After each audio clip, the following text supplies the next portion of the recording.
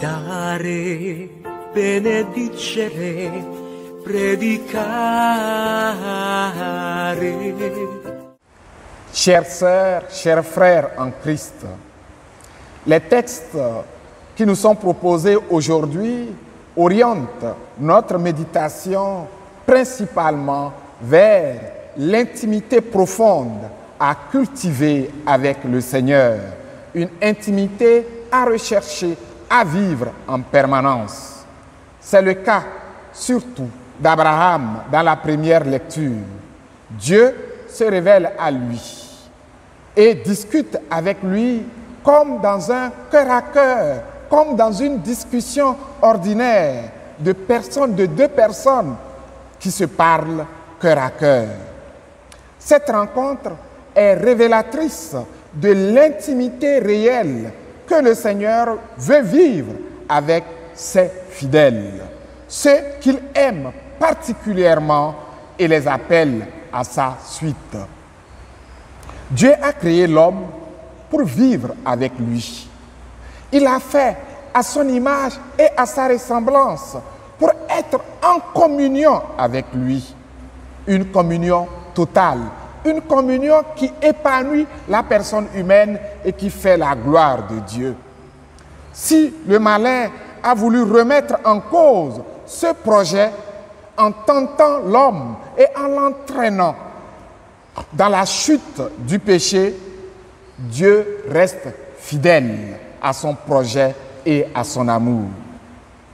En appelant Abraham à sa suite, c'est pour renouer avec ce projet d'une vie intime avec l'homme, pour le salut de l'homme, pour la gloire de Dieu.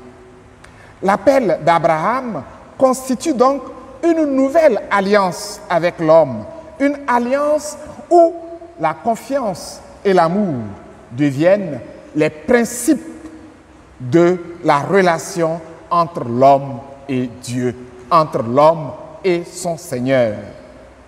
En décidant de suivre Dieu, en lui faisant confiance pour marcher sur ses pas, Abraham est profondément transformé, transfiguré même. Même son nom change.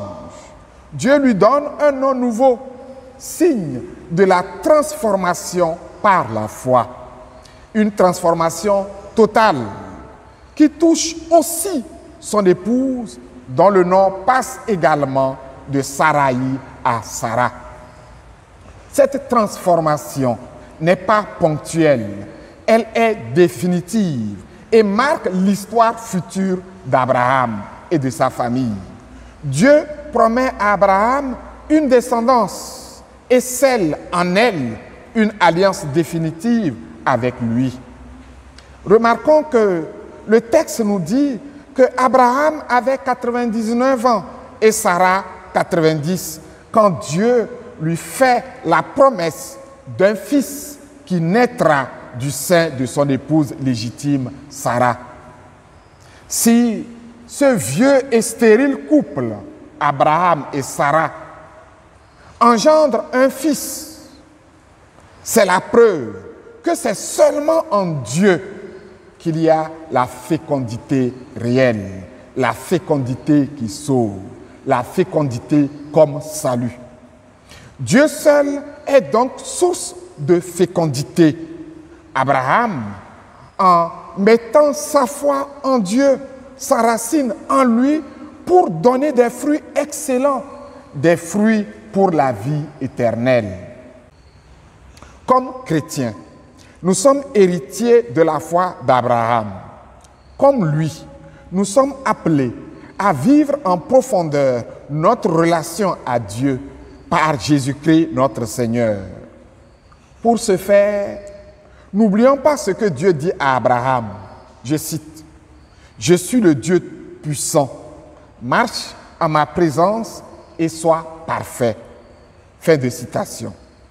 Ce message nous est adressé à tous, à chacun, également aujourd'hui. Marcher en présence de Dieu et être parfait doit être notre vie, doit être notre principe de vie, doit être notre existence même.